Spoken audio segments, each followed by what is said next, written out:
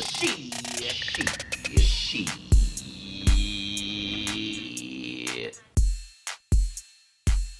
right, are we ready? Yes. Maya? Okay. I'm here. Okay. In 5, 4, 3, 2. Well. We made it. It's another episode of We Did That Shit. I'm Maya. And I'm B. Yes, I am laughing this week because that was funny. Well. Shit, because they made it last week and we didn't, huh? Right. No, Sorry about that, podcast family. Yeah, we took a week off because I had said this in an earlier podcast, but B wants to be like the most diligent student and, really get her education and really be focused. So we had to take a week off because she needed to get her schoolwork done. And clearly I wasn't being a diligent student because I had so much stuff due at the last minute and I kept saying to myself, like, why does it feel like I got all of this stuff to do? Why is everything so late? But you know what I realized? When I'm in nursing school, I don't work.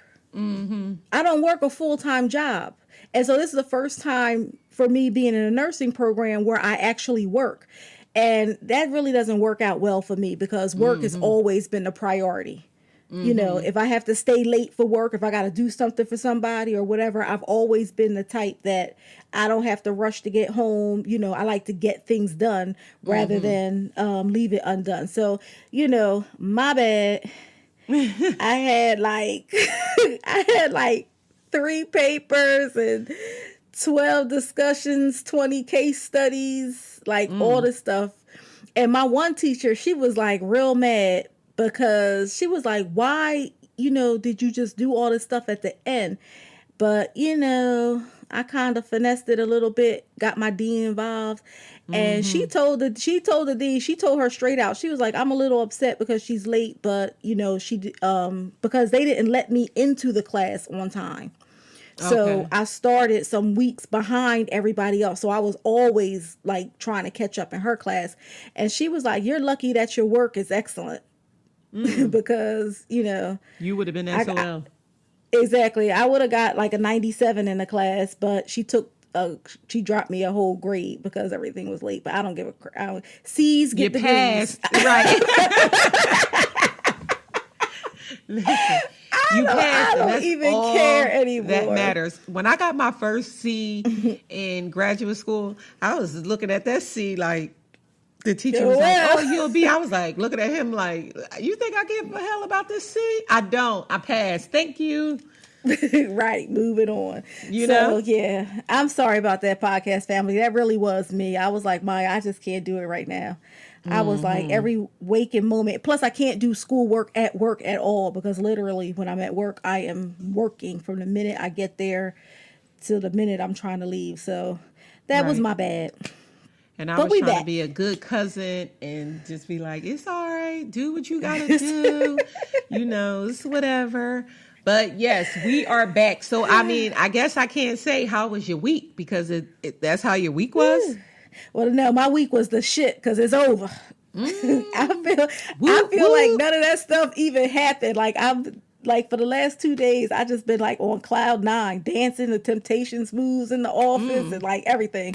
Doing it up. Everybody just look at exactly. And that's how I feel like I'm free. Right. So just 2 more classes and I'm never taking another nursing course in my life. Well, you a nurse, so you made it. Well, I passed the test. Right. So what's going on? What are we talking about this week? This week, we are going to talk about the lost art of conversation. And I guess we just bypassed how my week was. But I was going to ask you about your week because your week definitely goes with our who did some shits. Because I know you was bouncing off the walls with especially, I know it's going to come up, especially the Kanye shit. The Bill Cosby shit. The Nordstrom Rack shit. Yeah, I know how you Let me tell you something. This week I was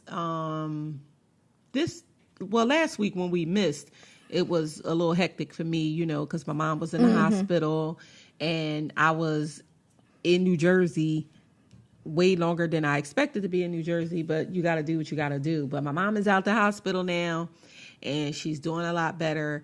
And so I'm happy about that. That was a stressful last week. So I guess it worked out that we couldn't record because I was tired and stressed and you had schoolwork and, life comes up. This week I was just trying to get some rest. I've been running, staying long hours at the hospital and all that kind of stuff. So this week I was just trying to catch up on some sleep. That did not happen. I had to resume my workout. You know how much I hate that. But summer is coming up, about to go on vacation. I'm trying to lose weight so I could gain weight on vacation. Right. You know how it is. You know how we do. Right. So Exactly. while I was trying to catch up on my rest, all these headlines between last week and now this week were popping up. And, I was just like, what's that saying? Fit to be tired? I was just fit to be tired. I just couldn't deal. But let's just get into the who did some shit this week because it's a lot of shit, A lot of shit. Let's talk about Bill Cosby. Bill damn Cosby. He ain't going to jail. You don't think Bill Cosby is going to jail? I don't think that he's going to do any time in jail. I think that they're going to appeal and write off and do this and do that and be on house arrest. And by the time he gets finished, with all this and that, he'll be dead. Well, that's true. Well, let me just say, Bill Cosby was found guilty on 3 counts of aggravated indecent assault for drugging and sexually assaulting Andrea Constad at his home in Philadelphia. And this happened in 2004. He settled with this woman. Right. He settled with all of them. Mm-hmm. Right. But he settled specifically with this woman. And I think she got something like $3.2 million or something like that. Mm-hmm. And then when all of this stuff happened, and remember it was a mistrial when when it happened the first time. And then they tried him again and they were able to open this case back up, which I had a problem with. Now, let me just say this. I don't know if Bill Cosby, we know Bill Cosby is guilty. I mean, he has admitted that he was guilty of doing what it was that he was accused of doing. He did say that. And I am torn on this subject because as a woman, I don't want to victim blame the women. Mm-hmm. I don't want to victim blame because if something like that happened to me, I wouldn't want people to victim blame me. But this is the problem that I have with the whole thing. And now with him being found guilty, if you settled with this man for this amount of money, they shouldn't have been able to open the case back up because it was double jeopardy. It was settled.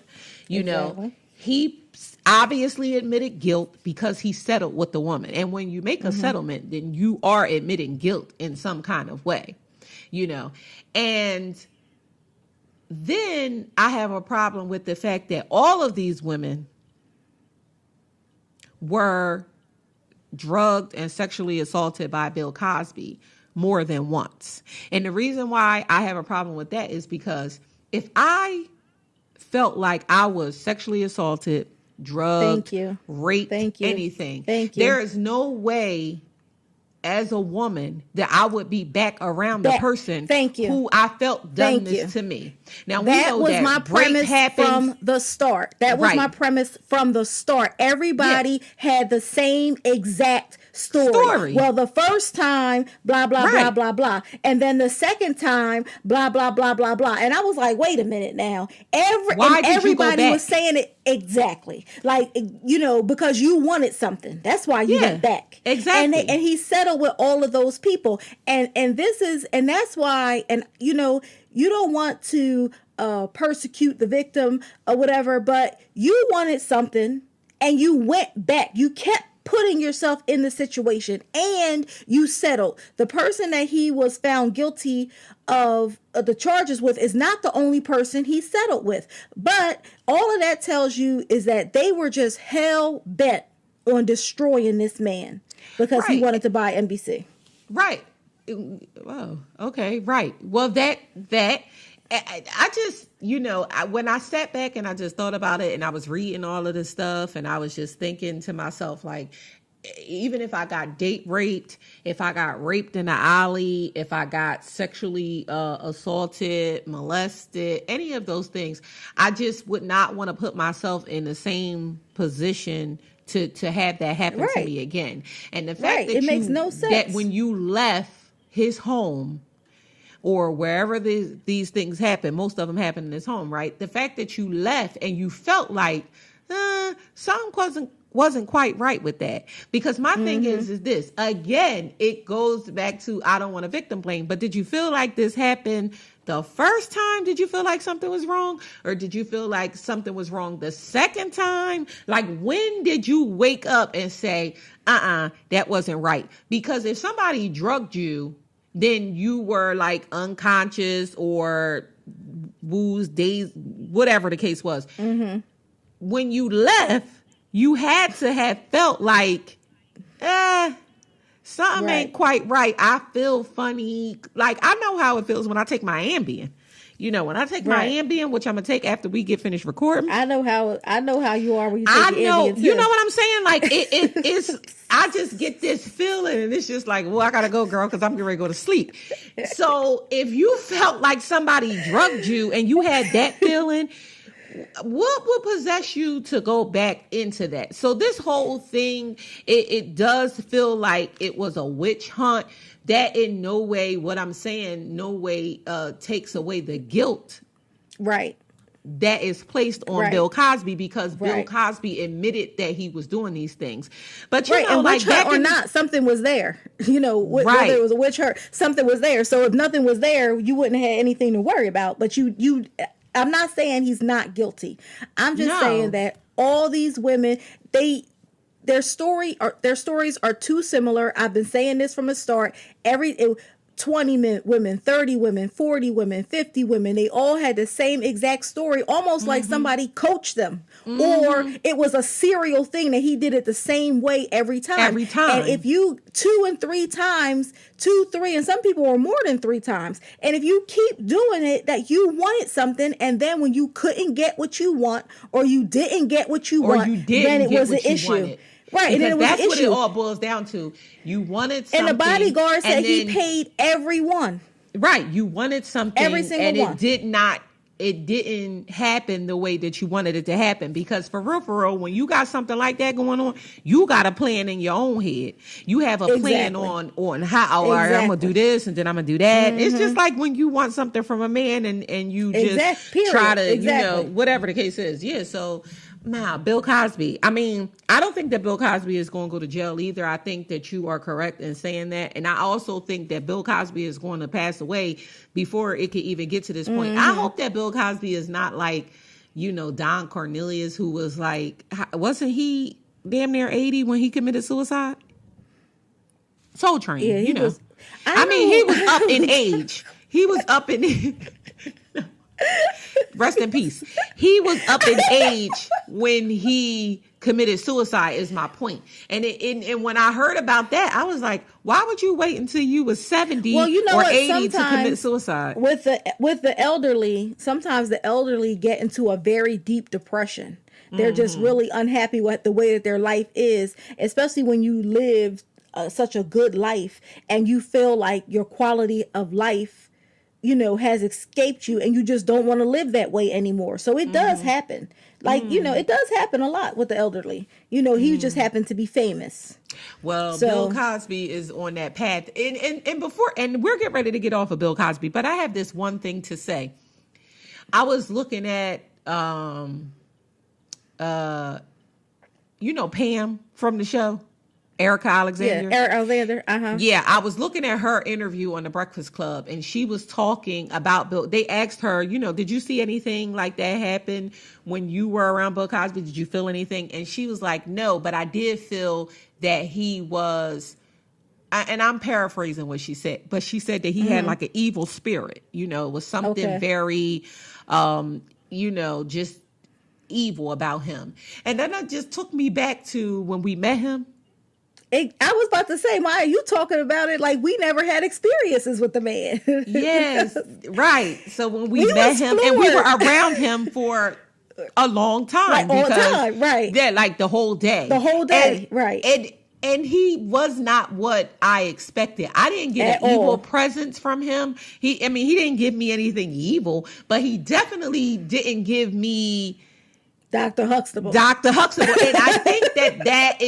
I think that's also a problem. People, you're confusing Dr. Huxtable with Bill Cosby or William H. Cosby, or what is that his middle initial? You're confusing the three people. Basically, you're confusing it, and he is who he is, but just the persona that he has, and then just to see him, it was just like, well, I think that, like, I wasn't expecting Dr. Huxtable.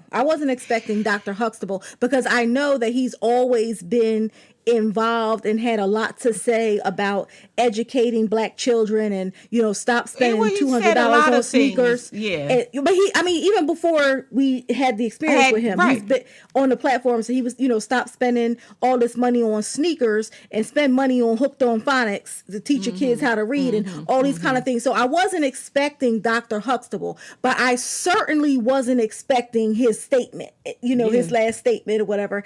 And it was like, so when it came out on the news, he said, so Bill Cosby gave this, he came to Camden because, anybody that's anybody got to come to Camden. Anywho, he came to Camden and he asked our organization, it was started by my dad and his partner, and me and Maya do most of the work.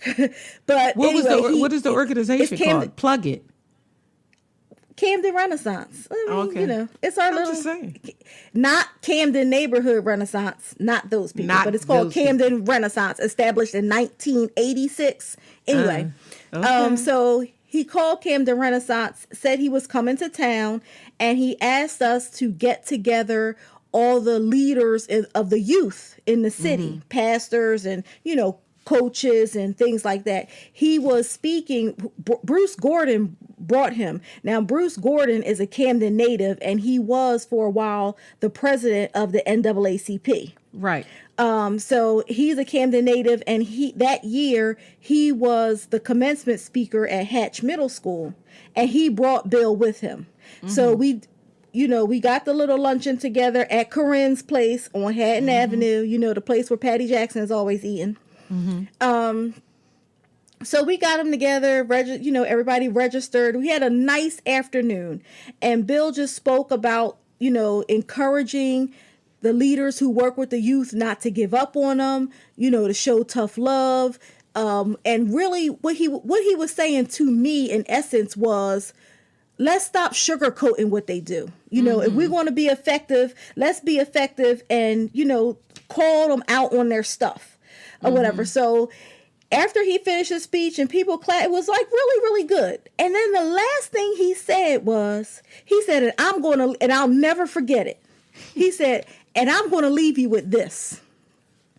I went somewhere, and like he really didn't even care where he was. He was like, I went somewhere, you get out, you got to walk the red carpet and everything. You wave to the people, hey, you walk he said, I was almost at the door and I heard a woman say, Bill, and I'm waving, and as I'm about to go in, a lady screams, give me some money, Bill.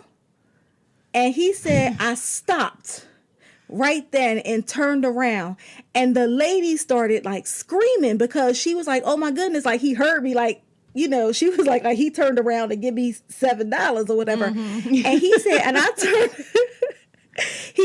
I turned around and looked at her and said, I won't give you shit because you'll fuck that up too. Yeah. And remember, we just looked at each other like, Right.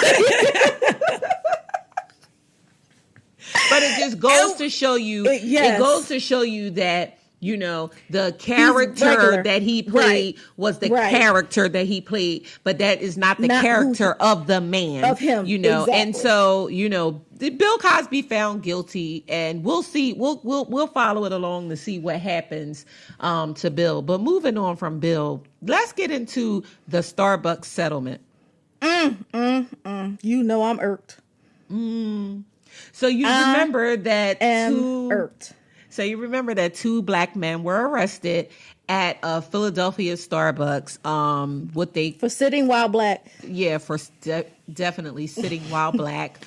And so it came out that they settled with the city of Philadelphia. It's important to state that it was the city of Philadelphia settlement and not the settlement for Starbucks, because that settlement is not being disclosed. All we know from that settlement is that Kevin Johnson, the CEO of Starbucks, is going to be mentoring Dante Robinson and Rashawn Nelson, the 2 men that were arrested. He's going to personally be mentoring them. And so, you know, like, I'm sure that they're going to get a larger settlement with Starbucks. And I think that from just reading this settlement that we're about to talk about from the city of Philadelphia, they are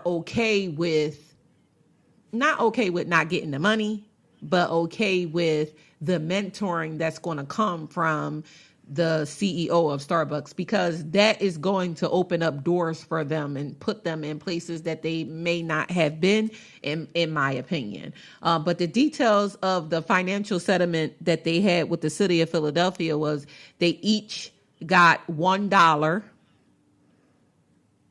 and they got $200,000 for the development of grants and young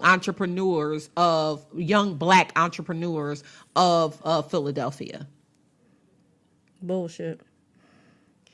Why do you think it was bullshit? It's bullshit. First of all, now, you know, I did say I really do. I love the way Kevin Johnson responded to the whole situation. I mean, he gets an A+. He gets an A+. And I'll say it again, and this was my thing with Starbucks in the beginning, because with all of this stuff going on today, all of this stuff in the news, businesses need to stop looking at this like, oh, that wasn't me, it doesn't affect my bottom line, I don't care, because then tomorrow it'll be you. That's the first thing. So I always said that from the first time that happened. But I said Kevin Johnson did a very good job in his response. Kevin Johnson mentoring Dante and Rashawn is like, what is that really? Introducing him to some white people that they don't know? Well, like, really, ahead. what is the mentoring, right? What is that? So, you know, opportunities that they may not have had, okay, because they were black and they don't know these certain white people that he may introduce them to. All right, whatever. And then the city of Philadelphia, who I think is more culpable in the instance than Starbucks. Because all calls do not have to end in arrest. It's one thing if they called and you came out, but you arrested them for doing absolutely nothing. And they were in a holding cell for hours for doing absolutely nothing. And that is criminal to me. It is. And it and is then the worth, police. Go ahead. And for them to, and I'm sorry, people only respond to fiscal punishment. And it's nice that they want to help the kids, but they could have invested something to help the kids during the mentoring thing. You know what I mean? The city should pay. And they should receive something from the city. That's my opinion, and that's how I feel about it. I'm irked with them. But go ahead. Well, the city definitely should pay, and it should have been more than $1. I think that it should be more than $200,000 for this little program. Well, that's true. I think that let me go back to something that you said was what does the mentoring do? Introduce them to white spaces or white people or whomever. Now, you know how I feel about Black issues, but when I say that it will open up doors to things that they necessarily wouldn't have been opened up to, is because they are obviously into real estate. They were meeting someone to do a real estate deal or whatever the case was. They could use the introductions that they're going to have from Starbucks in helping them further the careers that they have set up for them. Obviously, they were doing something with their lives. They want to be entrepreneurs. Maybe this will open them up to other entrepreneurs and just help them in some kind of way. It's not about introducing them to white people, or Kevin Johnson might introduce them to a Black person. He could introduce them to Oprah. He could introduce them to a whole lot of people. I just think that, and here's the thing, and here's the thing. Starbucks, they're going to get money from Starbucks. Their white lawyer already said, oh, it's basically what he was private. saying is like, oh, it's private. So you already know that they're going to get a larger settlement from Starbucks. Like, their lawyer, when I seen them on Good Morning America, their lawyer was not going to let them go with no dollar. Trust me. He was in it to win it. And everything that he was saying was Starbucks is going to pay. Now, should the city of Philadelphia be more responsible? Of course, because even the police chief of Philadelphia, when it first happened, he was on TV defending the cops, saying that they did nothing wrong. Then he came back and he retracted it and said, oh, we were wrong. We jumped to conclusions. We shouldn't have done X, Y, and Z. So yes, I think that the city should have paid more than $200,000, especially because not too long ago, a building collapsed on some people. And even though some of those people passed away, but I'm saying the people who did not pass away, or even the families of the people, they got millions and millions and millions of dollars from the city of Philadelphia. And so, yeah, but I think that these boys were probably trying to make a point with the city of Philadelphia. I mean, I'm not speaking for them, but just reading up on the settlement, they might have just been trying to make a point like, hey, this is not about money. We really want to use this as a teaching moment and help, the young Black kids. That's what I'm thinking. That's what I'm thinking. Black kid, help yourself. Yeah, well, that's true. That's true. But I'm just saying, I'm thinking that's what they were wanting to come out of it. That's just what it seems like to me. But I'm not Rashawn or Dante. Now, if it was me, I would have held out for the big bucks. Right. It's not. And it's I'm not about saying the money. I'm not it's saying not it like it's the about the money. I'm just saying make people accountable. That's all I'm saying. And even $200,000 is not a lot of money. It's not a lot of money for what they want to do with these. Right. How many entrepreneurs you want to train with $200,000? $200,000. Right. Exactly. So that was my whole thing with that.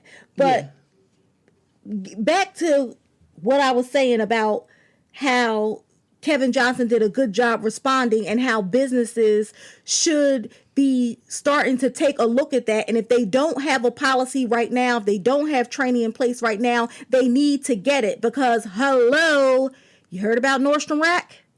No, what happened? Here we go. It was like Starbucks on steroids. So 3 young men, this is a Nordstrom Rack in a Kansas City suburb area. Okay. 3 young men go in a Nordstrom Rack looking for accessories for prom. People followed them around the store the whole time. They looked down, the people looked down. They looked up, the people looked up. They looked left, the people looked left. I mean, and the whole time, they just stalked them the whole time. So they decided, because they didn't want any trouble, instead of just leaving, they all bought something. And then they left. When they got outside, they were surrounded by police cars. What? Yes. Freeze, put your bags down, get down, shift, frisk, all of that. Even though the people saw them purchase something at the register. Yes. Correct. Okay. And the police were like, I'm sorry. They called. They said you were stealing. We're just doing our job. We have to check it out, whatever. And you know what the CEO of Nordstrom Rack said? Sorry. Well, the thing is that this goes back to one of our shows, and I think it was like And they weren't arrested. Okay, but I think this And they goes weren't back arrested. to, I don't know what episode it was, but when we talked about consumer affairs, and I told you then that these companies are doing, I don't care what nobody say. You can't tell me that these companies are not doing this stuff to get noticed. I'm not saying that racial things don't happen. We know racial things happen. Shit, they happen every day. But what I'm saying is that these companies are doing exactly what they're doing because they know that it's not going to affect their bottom line in a certain kind of way. And I think that that's the reason why we gave Kevin Johnson so much props, because he was like, let me get out in front of this. You know, we ain't doing this for no show and tell. We ain't doing this so we could be in the damn public eye. We don't need to be in the public eye. We're $1 billion company. Everybody is buying $25 cups of Starbucks. Coffee, ain't a goddamn thing. We ain't starving over here. So let me get out in front of this thing and say, hey, nah, this ain't what we do over here. You know, now the rest of these companies, even though we think like, why would Dove do it? Why would H&M do it? I mean, companies that aren't starving, why would they do it? But again, no one can tell me that these companies are not doing this stuff so that they can get a certain rise out of people, because they know that this is a microwave society, is here today and gone tomorrow. People won't be talking about Nordstrom Rack next week. I will.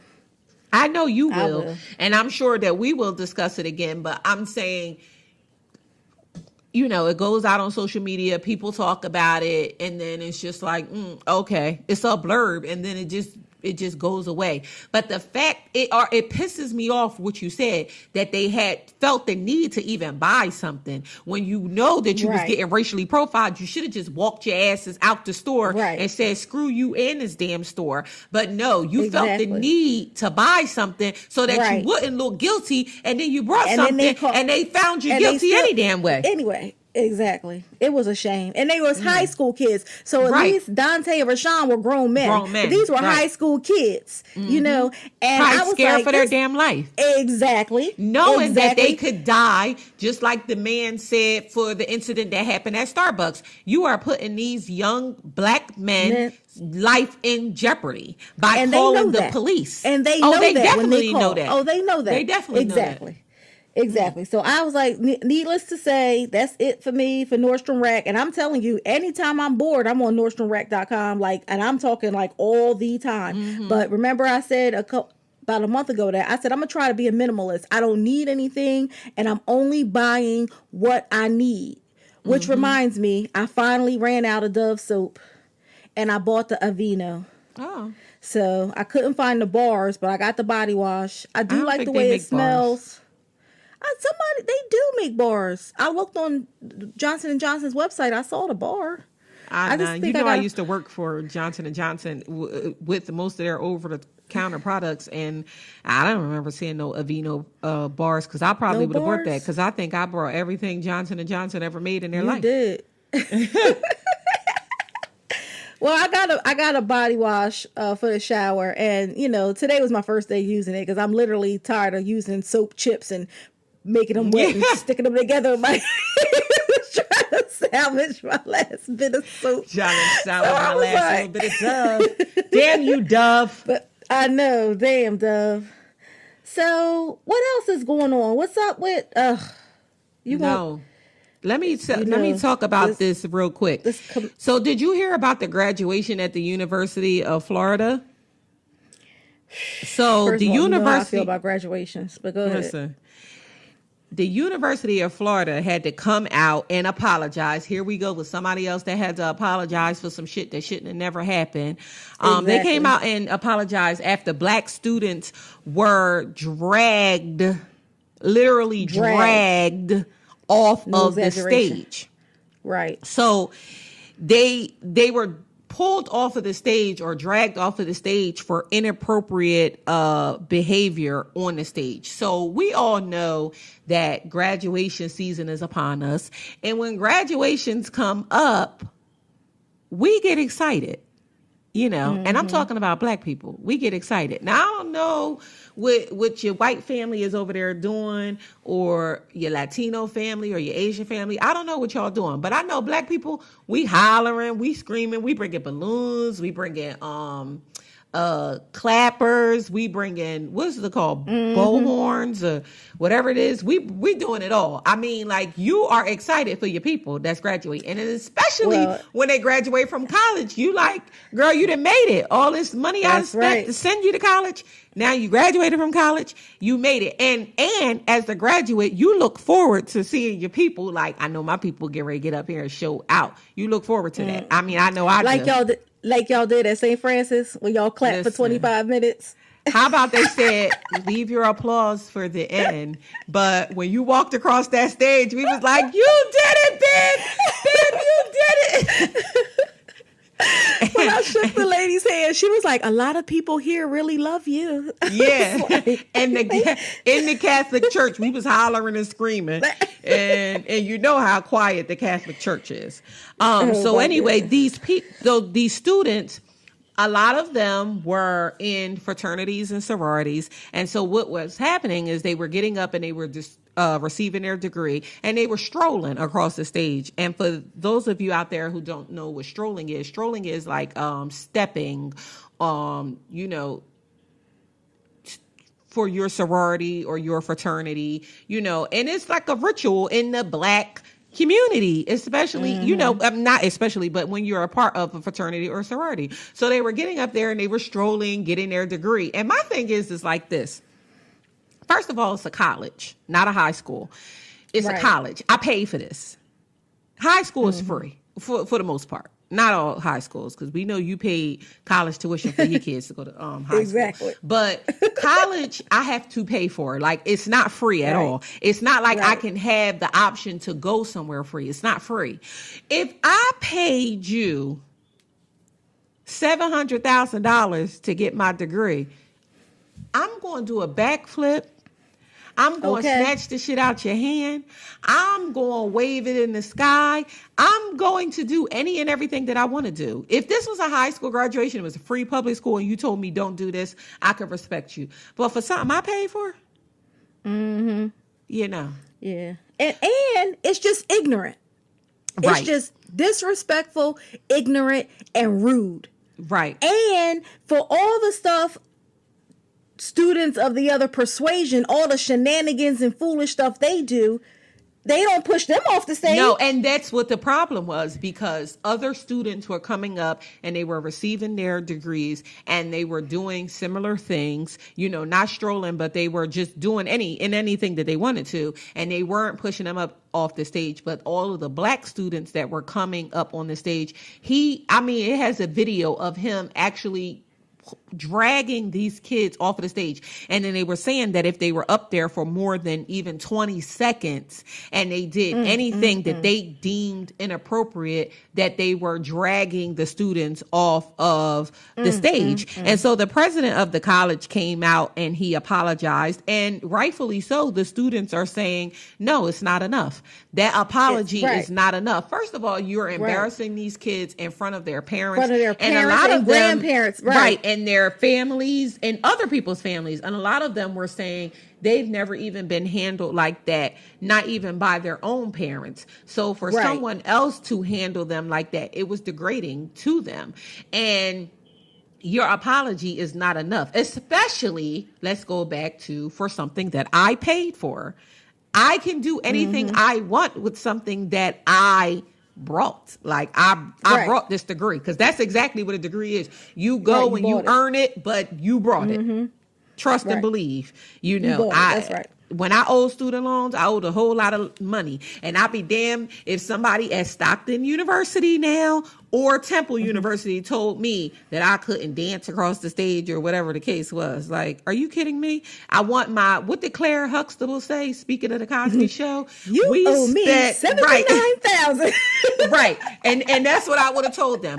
Don't touch me. Don't touch me, my man. And if you touch me, then I want my $79,250.48 back. And I want my money now. Money now.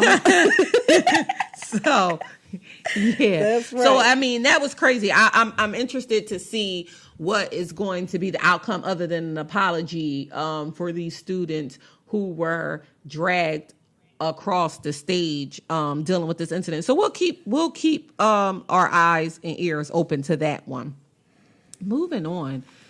Well, speaking of college, did you hear about this AKA chapter that's been suspended pending an investigation for sexual misconduct? No, there's an What y'all article. doing, AKAs?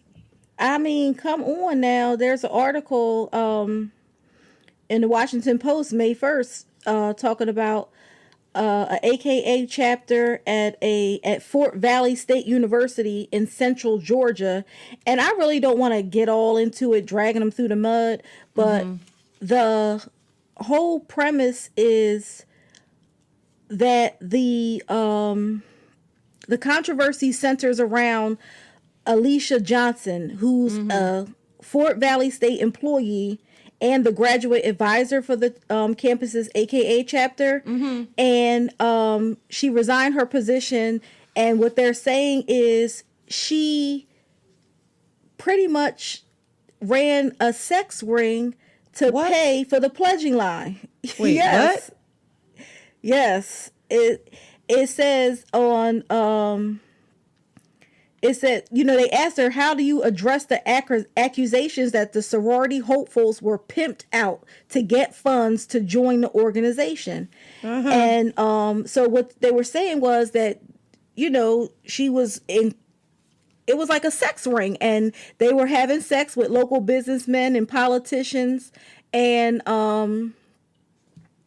they were having sex with local businessmen and politicians and whoever else was a customer or whatever. They were using the money for the pledge line. So that's the accusation. Wait a minute. I got two questions. One, what? Wait, so the people who were coming saying that they wanted to be AKAs, the pledgees, they were pimping them out like they were prostitutes so that they could fund the AKA organization on the specific line. Campus or what? Right. So they can fund the pledge line. So, if, that stuff costs money, you have to pay money. You got to do certain things or whatever. And so what I am, that the article says, they use quotes, pimp them out. There's sexual misconduct and sex trafficking ring. That's what it says in the article. That's not Babi. That's what it says in the article in the Washington Post. So, and I mean, so I read the whole article. So what it sounds like is if the women didn't have enough money to pay the dues and the fees and participate in the activities. She was like, well, you could be a hooker. She was encouraging them. Right. She was encouraging them to go out with Larry. Larry's really nice. He likes AKAs. You might be able, he might help you out. You know what I mean? Was they was like, who dropped the dime on them? Like who? Somebody must have. I don't know. They not my cousins, and I don't live in Central Georgia. But I was just saying. First of all, I gotta find somebody who lives in Central Georgia because I need to know what happened. What is going on? Yeah, because this is crazy. What's really sad though is that not A, that she did it, but B, that people want to be a part of, and sororities and fraternities are very powerful in our communities. They do a lot for the communities. It's really a brotherhood, a sisterhood. I was going to be a part of a sorority myself. And then just, family things came about, and I dropped off the line and I never went back. And, we have a legacy in our family of Zetas, and so it was important for me at the time to want to follow that legacy, but it goes to show how much someone wants to be a part of something that they would literally do anything to become a part of it. Because my thing is like, it ain't like you like go out with Larry so that you can fund this education. You know how Right. people be like, oh, I'm a stripper, I'm paying for college, Right, I'm doing what I gotta college, do. You know, like you're doing this to be in an organization, not even just to get the education. Because my thing is this: if I'm being in it, Larry, you got to fund this whole thing. This ain't just no AKA thing. You got to fund this whole thing, Larry. If I'm going to be out here doing it up with you, I need all of this stuff paid for, Larry. I need a car. I need my tuition paid, books, everything. Fees. I need a little car to get around. A little something, I work can't a part-time job to keep up the front. That's right. Exactly. Like, but wow, what was her name? Alicia? Yeah. Alicia, Johnson, how long you been doing this is the real question, because this ain't your first line that you done this with. I was about to say, and I'm thinking Alicia Johnson, when she pledged, this how she know it works. Somebody did this to her. Yeah, or she did it. Because how would you know it? I mean, first of all, and I'm just going to be real. Like, I'm thinking that Alicia Johnson may have done this when she was on her line, because that's how she knows it works. And people could say like, okay, well, anybody got a vagina, they can sell something. But hey, that don't always be working out, Mm-mm. I know people that would like to sell a little something, but ain't nobody buying it. And a little something seem fresh. I don't know. But I'm just saying, it is not that easy. So I'm thinking, if this is true, she definitely must have had some experience in this. Like, she knew she had a Larry, a Joseph, a Reginald. She had one lined up for everybody. Like, you need she one might too, have been Kiki? one of them. She might have been one of them girls that was like, I gotta do what I gotta do to fund my education. Right. It is what it is. And let me tell you something: college is expensive, and sometimes you got to use what you got to get what you want. But Alicia, like. Yeah, Alicia. But I mean, maybe Alicia just thought she was helping the girls out. Alicia ain't think she was helping the girls out. Alicia was helping her damn self out, because first of all, the article might not say this, and maybe it does, but all that money that was coming in was not just going to no damn AKA line. Alicia was lining her pockets with that money. Obviously, Alicia was the madam. But they was paying the guy, right? So I don't know if they were paying Alicia or they were paying the girls. They was paying Alicia. Or the girl, you know damn right well. First of all, Alicia put the whole thing together. So Alicia was coming. Alicia is the pimp. Alicia is the pimp, the madam, whatever you want to call her.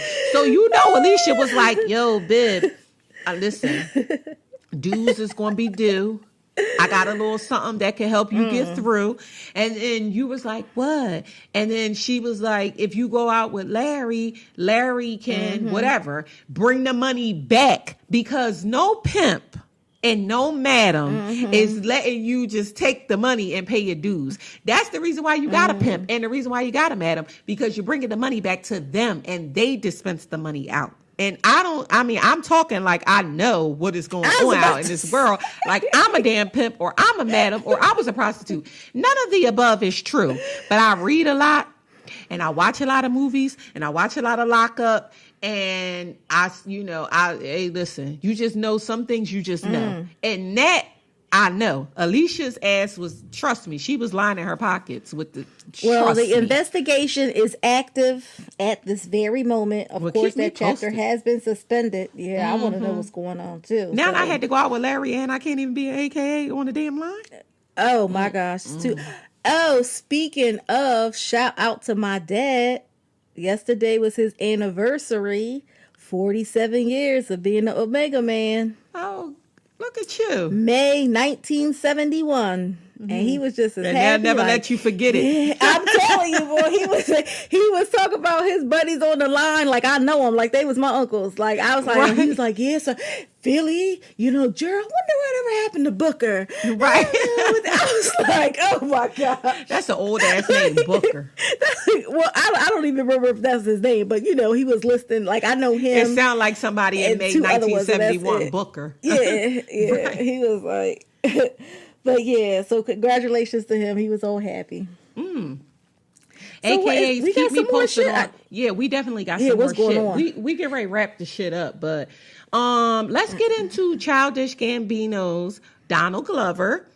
His video that he came out with. This is America.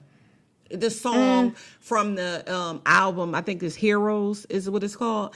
And so he's getting a lot of buzz. I mean, Donald Glover has been getting a lot of buzz for just his works in general, but more so recently when he came out with the show Atlanta that he directs and executive produces and he wrote.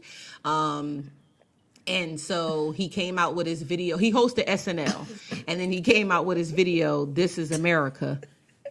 What did you think about the video? Because what are you laughing at? I'm sorry, because every time I think about the show Atlanta, I was like, nigga, you gay. Right. He was like, that's a man. He was like, nah. He was like, yeah, why you think he over here on the man side? Goodness. Yeah, that's a good ass show. That is but that line, like that whole bit is like hilarious. The whole skit, and it's not shading nobody. It's just funny it's as just hell. funny, Yeah. right? It's just funny. But if you haven't watched it, definitely watch Atlanta. It's on YouTube. Season. It's on FX. And when I tell you that's a funny show and a real show, it really depicts life, not just in Atlanta, but in the hood in general. Because all of that stuff is going on across the hood in every hood in America. Yes. Trust me. But yeah, so he came out with his video, This Is America. And what did you think about the video? When I first saw the video, I was like, that little opening scene, I was like, ooh. And now he was like, this is American. I'm like, you goddamn right. That's exactly what it is, And, but when he first started dancing, I'm like, well, what the hell is he doing? And then you start to pay attention to what's going on. And I'm like, this is America. This is exactly, all the distraction. You're looking at the distraction and all this stuff is going on and you living it distracted with all of this stuff that's going on and you just acting like you're not aware, you don't care, it doesn't affect you, and I thought it was like, it was genius. It was genius. It was brilliant. It really was genius. It really was. I had to watch it 3 times. Well, I've watched it more than that, but I'm talking about so my co-worker / friend. Yes, I do have a friend at work. Kevin, shout out to Kevin, Meet the Curator, his brand. Shout out to you, Kevin. Support Black businesses. Go out and search Meet the Curator. It's a great brand. Positive Black man trying to do his thing. But anyway, he sent it to me and I watched it and I was just like, man, this was powerful. Then I had to watch it again because when you first watch it, you're just looking like, okay, let me see what this is about. And then you see it or whatever. And like you said, the opening scene with him shooting a guy in the head, it was just like, what the hell?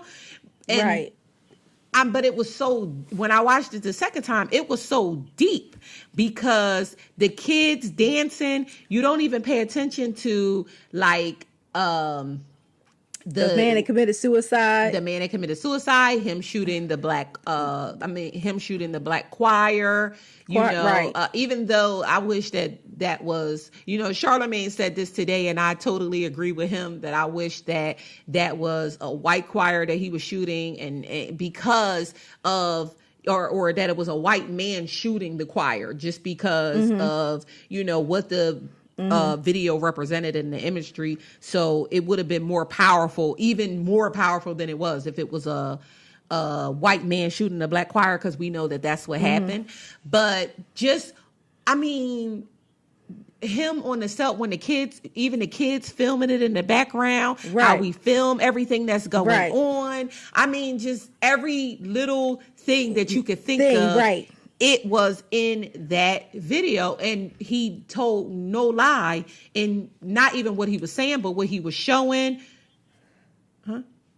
Not even what he was saying, but what he was showing. He told no lies in any of it because he's truly, that is America. Especially now with social media, like social media is a gift and a curse, and we'll talk about it later because we'll have a whole topic on social media. But social media is a gift and a curse because it shows you what's going on, but it also, like he said, distracts you from everything. Like you don't have time, and so much shit is going on because of social if you media. Only saw you the get video to see once, you haven't seen it, right. You get to see everything. What is going on, so you really are distracted because every time you turn around is something new happening. Look how many things that we talked about just for today. Right. Childish Gambino was also he was getting, while he was getting praise for the video, he was also getting some backlash for the video. Because he has a white wife. I don't know if she's his wife or his child's mother or like his girlfriend or something, but I know she was white, and I know that people are like, how can you be this woke and be with someone of a different race? Now, I definitely have my own opinions on that. You know, we're going to be wrapping up soon, so I won't even go all into it. We will have a whole show where we talk about, can you be woke and date outside your race? Because I think that is No, show's very over. important. I mean, I don't think that I'm looking at Childish Gambino to lead the charge with black people, and I think I think that is an issue within itself, that we look for someone to be the leader. You know, like we don't need to look for somebody to be the leader. We need to realize the leaders that we are and step up, each individual black person, and do our part. We don't need someone to lead us. But moving on from Childish Gambino and talking about somebody leading us, that leads us to our final who did some shit. And you know that we had to talk about Kanye West. Not with you, because yes, because you know I can't. I just can't. Well, listen, this is what I will say. I got nothing. I have talked extensively about Kanye West to other people, and we didn't record the show last week, so I couldn't come on this platform and talk about it, and now I will. Kanye West is definitely a clown. Kanye West, I used to love, you know, back, I'm talking about college dropout, graduation, you know, 808 and Heartbeats. That's when I used to love Kanye West. Kanye West then turned and he became a Kardashian, and that's when he fell out for me. I don't like the Kardashians. I don't like anything that they stand for. I don't like that culture appropriation that they do so well. So no, Kanye, once you became a Kardashian, you was it for me. Can you separate the artist from what they say? Sure, you can. But when the person comes out and everything that he says is about his art, then no, you can't separate it. And so that's why I can't separate Kanye West the man from Kanye West the artist, because he ties it all in together. Right. Kanye West definitely lost me, A, when he became a Kardashian, but B, when he just recently came out. Now, we know that Kanye West, we don't hear from him unless he wants to sell something. If he ain't trying to sell nothing, you don't hear nothing from Kanye. Kanye West was somewhere in Wyoming recording his album, getting fat as hell, eating McDonald's, being having blonde hair, getting liposuction. Well, he admitted that he had liposuction. That's another damn thing. How the hell you gonna get liposuction? The same thing that killed your mama. Right. Your mother died on an operating table getting plastic surgery, and then you lost your damn mind, and then you in turn turned around and did what your mom passed away from. The person who you talk about the most, the person that was the most important person in your life, you know, you turned around and got liposuction. And you know why you got liposuction? Because Kanye West, and this is what I want to say, Kanye West wants to be a white man. You know what? There may be some truth to that. I see. Okay. Let me tell you something. All right. Kanye West don't come out and praise nobody but white men. Kanye West talks about Steve Jobs. Kanye West talks about Disney. Kanye West talks about all kinds of white designers. He talks about Ralph Lauren. He talks about Louis Vuitton. He talks about all kinds of people. He does not talk about one black person of influence, of status, who has done anything in life. Now, here's the thing. Black people have created everything in life. Everything. Right. Everything. Everything. Anything down you to can the think potato of. chip. Anything that you can think of, a black person created it.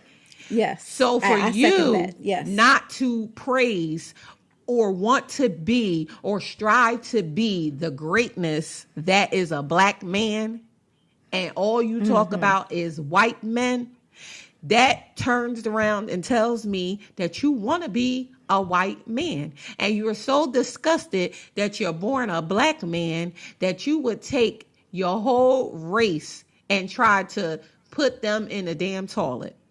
You know, he came out and he said that he praised Donald Trump. He came out and he said that he has free thought, which none of this shit is free thought, Kanye West. Newsflash. Now, the damn thing that you saying is free thought. You know what you saying? What white people have created us to say. What white people ingrained in our brains to say. You're a puppet. What white people have taught you to believe about yourself. Malcolm X said it best. Who taught you to hate your damn self? And you know who taught you to hate yourself? White men. You know when white men told you to hate yourself? During slavery. Slavery, which you said was a damn choice. You came out and you said what you wanted to say about Donald Trump. You praised Donald Trump. He's a narcissist just like you. He has dragon energy just like you. He's a damn psychosocial just like you.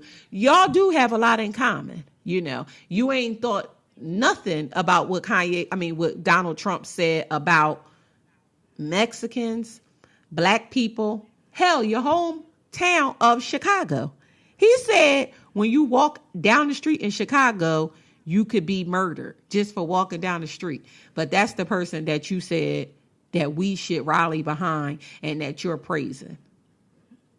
Even that, I was like, Kanye West is a damn fool, but all right, whatever, you nut. But then he came out and he said that slavery was a choice, that slavery was a trend. 400 years of people being enslaved is a damn choice. Let me just say that. Let me just say one thing, two things. Number one, and like, don't judge me. I didn't know who the hell Kanye West was. I never heard of him. I never knew anything about Kanye West. And do you know the first time I ever heard anything, like I was like, what is going on? Who is this person? Is when there was news about him going up on stage taking the mic from Taylor Swift at some kind of award show or something. I didn't know who he was. I didn't know who she was. You know, it was news that happened at the award show. So I don't know, I don't know pre-crazy Kanye West, post-crazy Kanye West, Kanye Kardashian, whoever. I don't know none of them. So but the thing with the slavery was a choice. Clearly, the man has self-hatred and he is delusional. And in the prior podcast, we always joke about Black Twitter, whatever. I'm never going against Black Twitter, whatever. But that whole, if slavery was a choice, that thing that trended, I was disgusted. Like, I just think that was nothing to be making memes, writing jokes, nothing. I thought that was horrible.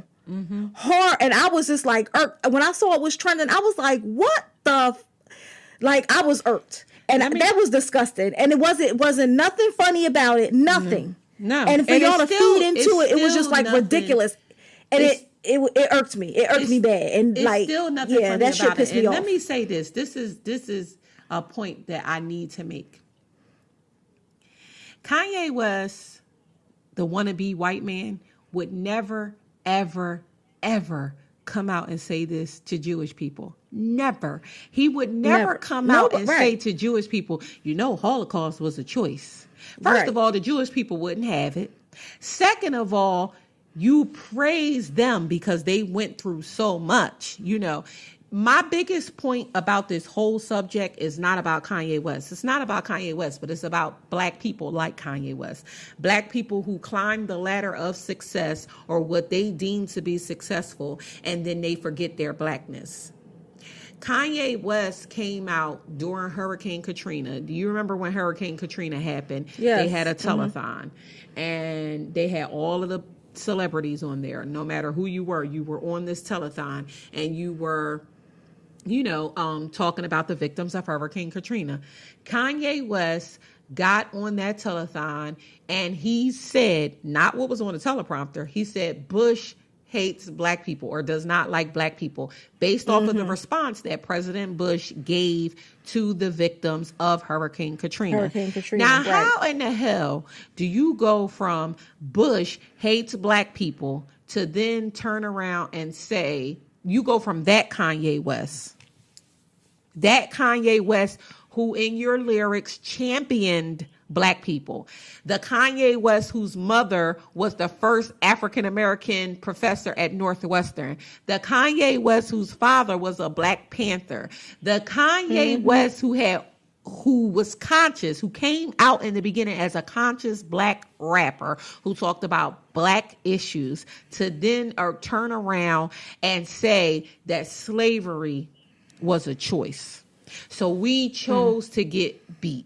We chose to not be able to read. We chose to have families torn apart. We chose to have women raped in front of their children and their husbands, and it was nothing that they could do about it. We chose to be lynched. We chose not to eat. We chose to be taken from our own land and brought over to a new land, build this new land, and then turn around and have people tell us that we ain't shit. When we just was able to vote. Civil rights just happened.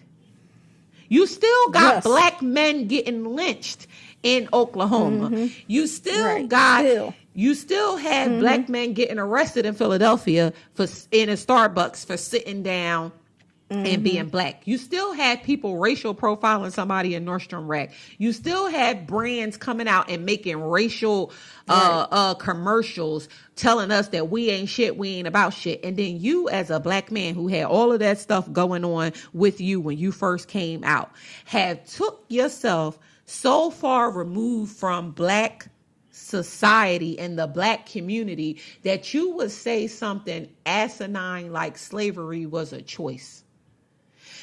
It is still people, you think about this, there are still people who were enslaved that are alive.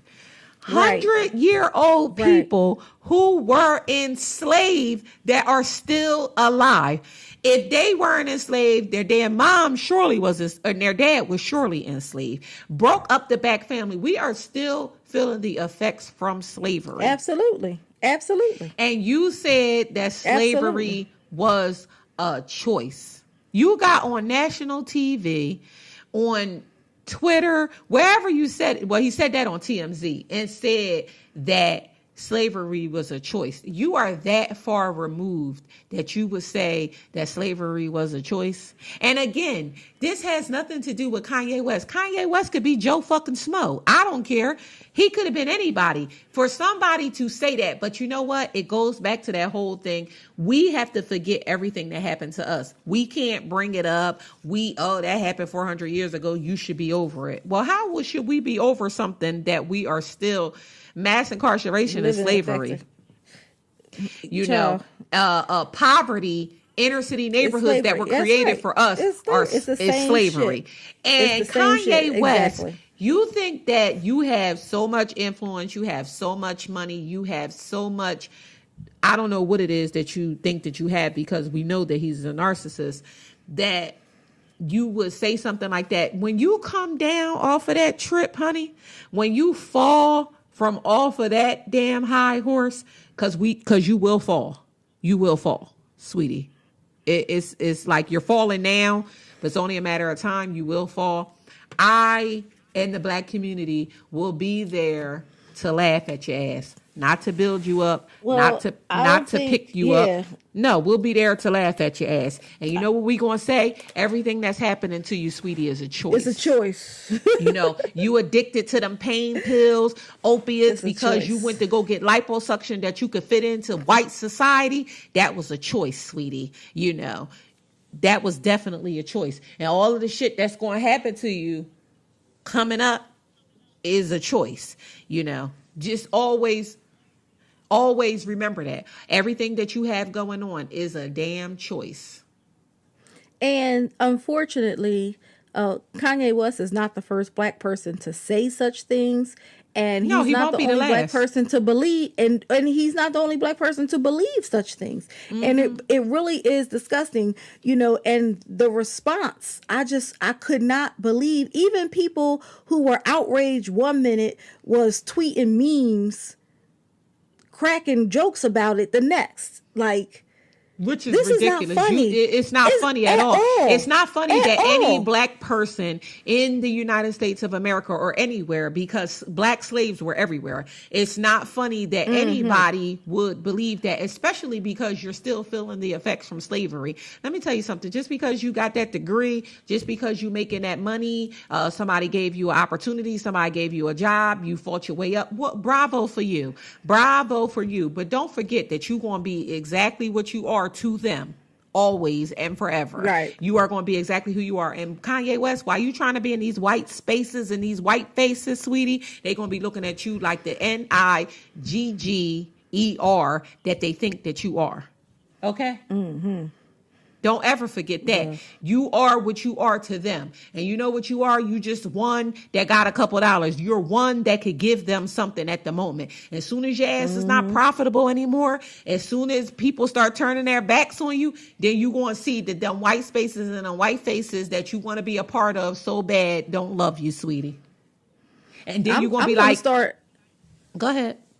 No, go ahead. And then you're going to be like, no, I said, then you're going to be like Bill damn Cosby, who was talking all down to the black people. And it's not about, because it's not always about the message. You got to think about the messenger too, and you got to think about the words behind the message. Bill Cosby might have been trying to say something a little bit good, like, oh, stop buying this and start doing this, but it was the way that you was relaying the message. And now you all getting accused, you get ready to go to jail, you found guilty. Now you want the same black community to rally behind you, and people ain't going to rally behind you. And it's going to be the same damn thing with Kanye West. You are going to need black people. And one day you're going to wake up and you're going to realize that you black. It ain't today, but it's going to be one day. that's right. Because what your mom say all the time? Everybody gets a turn. That's right. Always believe. And we'll end on that. We'll end on that because we could talk about Kanye West for another damn hour. And I probably have something to say about Kanye West next damn week. And again, it's not about Kanye West. Kanye West could be named anybody. It's just about people, black people who think like him. Black people who don't want to advance the culture, black people who want to suck the culture dry, and black people who want to be about the culture, but as soon as they get in these white spaces, then it's fuck the culture. Well, fuck you too. I'm going to tell you one thing. I'm going to edit some of these podcasts and have your little blurbs and ask for donations. They going to think this is like... I'm like, and if you want to be part of this movement, send your...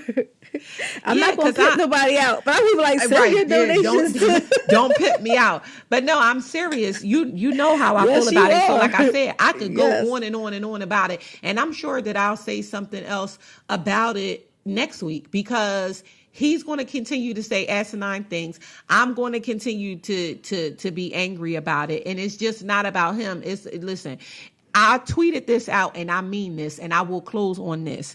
At this point, if you ain't for us, you against us. If you ain't for black people, you against us. Point blank, period. And I will handle you accordingly. I'm not going to have nobody in my space, nobody in my world that's not for us. I don't give a shit who you are.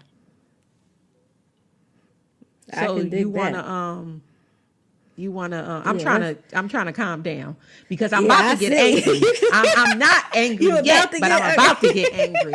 But no, do you want to, let's go on ahead and try to close this thing out because Kanye West is not going to get my pressure up this evening. But you want to talk our personal journals before we get out of here?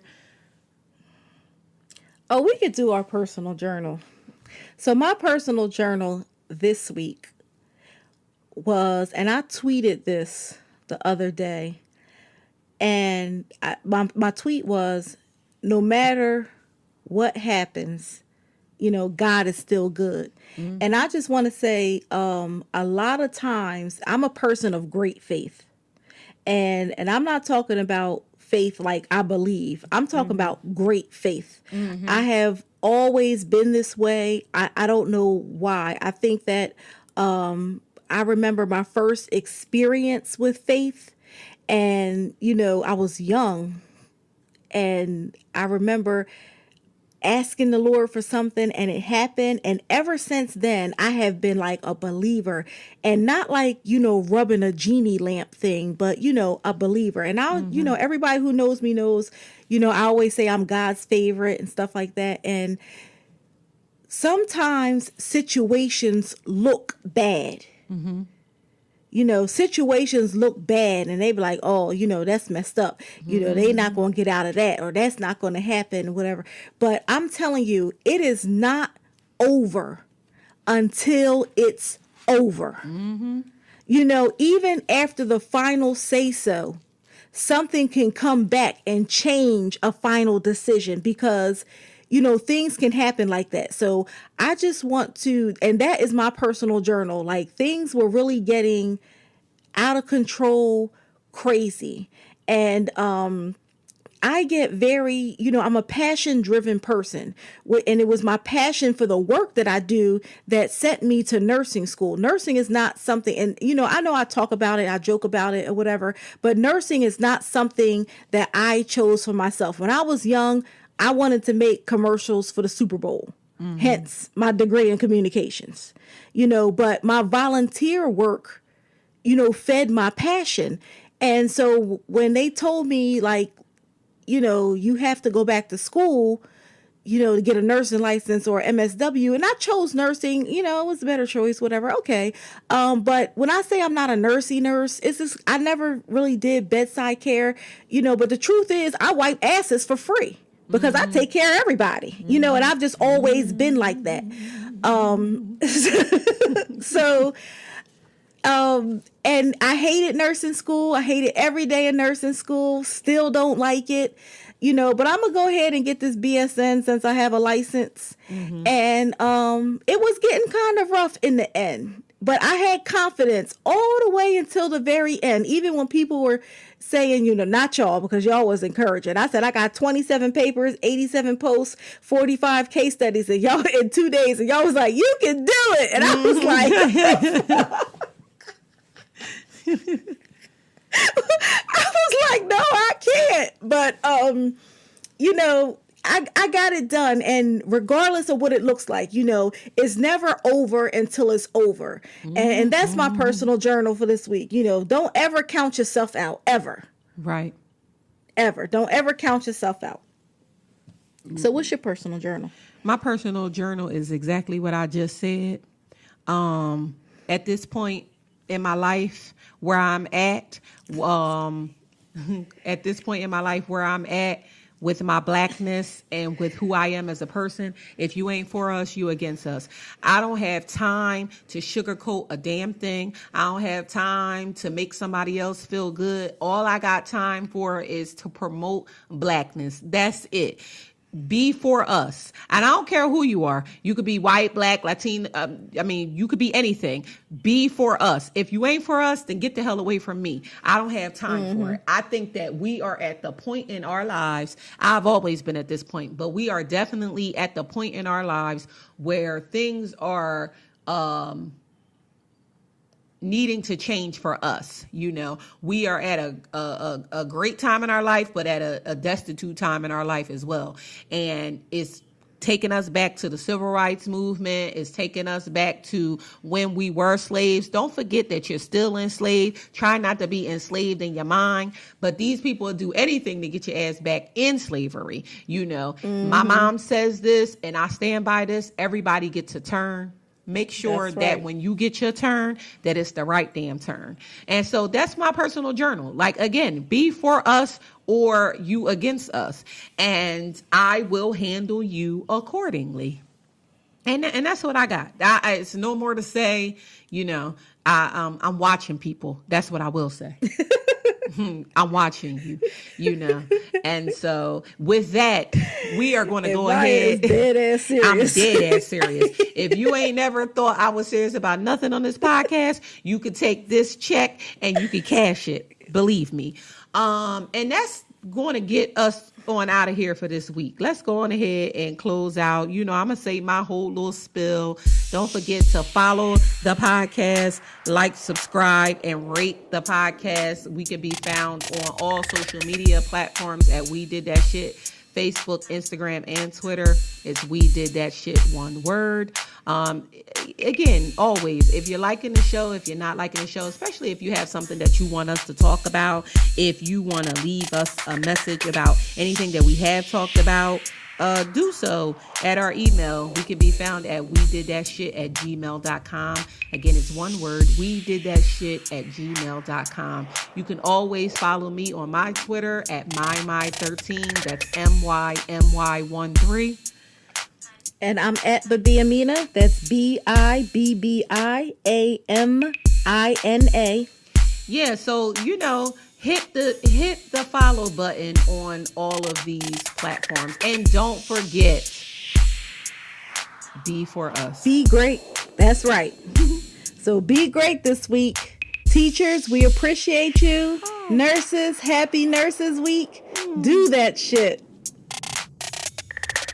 We Did That Shit podcast is produced and edited by Selena Singleton and brought to you by Wonderful Me Media. Wonderful Me Media. What's wonderful about you?